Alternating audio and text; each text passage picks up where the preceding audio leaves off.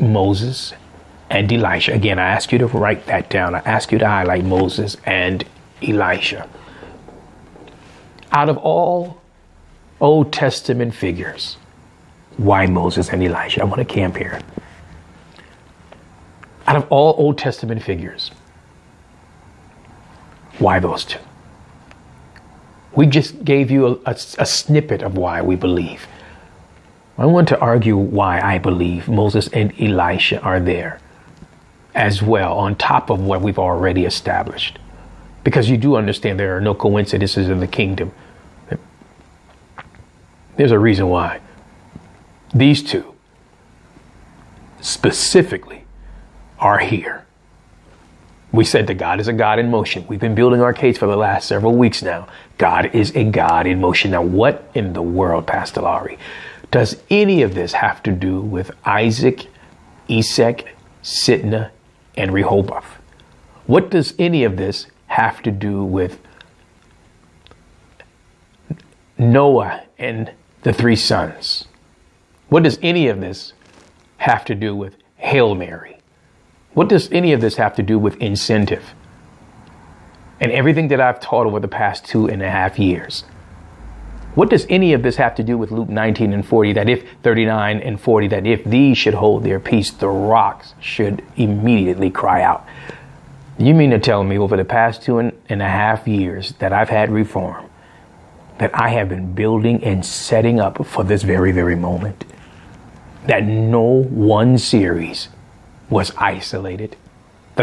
This has been akin to a puzzle with pieces. And that for the past 2.5 years, I have been putting together piece by piece by piece so that I can get to this moment. Yes.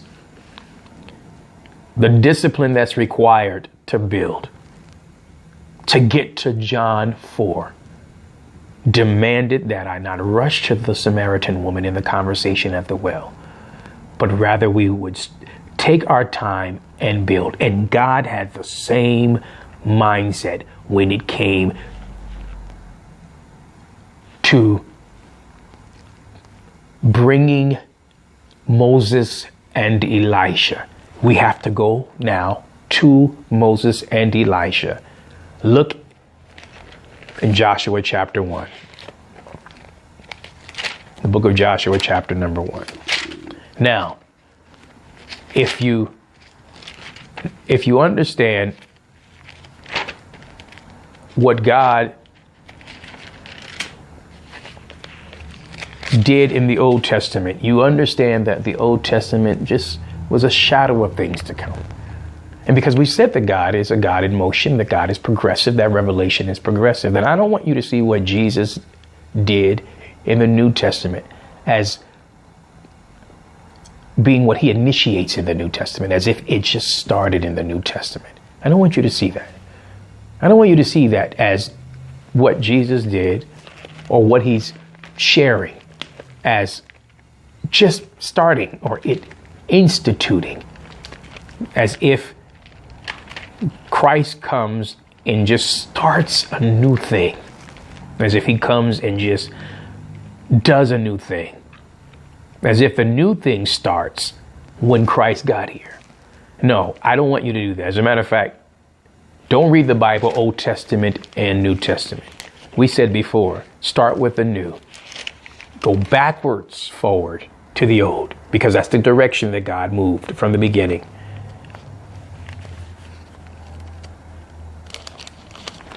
And then go forward. You're going forward in reverse. That's the way God moved. And that's what I've been building. That's the substratum of all my teaching. All of my teaching is built upon the substratum of, we're not going from Genesis to Revelation. We're starting with the book of Revelation. We're starting at the end. He declares the end from the beginning. He starts there. And then he goes backward as Shem and Japheth went backwards to cover their father. Oh, God.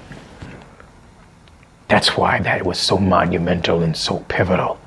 That's why I spent months talking about they took this garment and they walked backwards, because what they did at that moment reflected what God was doing, moving backwards, forward. starting with the end. Their faces were backwards. This was all part of this teaching.